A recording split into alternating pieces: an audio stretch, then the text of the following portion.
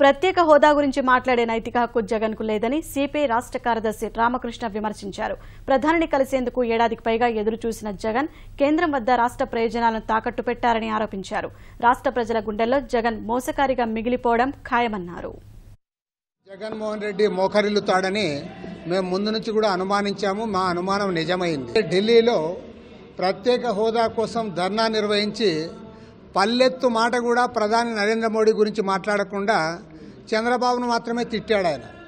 ఆ రోజు అనుకున్నాం ఈయనకు నిజంగా ప్రత్యేక హోదా సమస్య కాదు, నరేంద్ర మోడీతో మాట్లాడే దమ్ము లేదని చెప్పి 1.5 years వెయిట్ చేశాడు. చకోర పక్షిలా ఎదురు చూశాడు. ఆయన అపాయింట్మెంట్ ఇవ్వలే.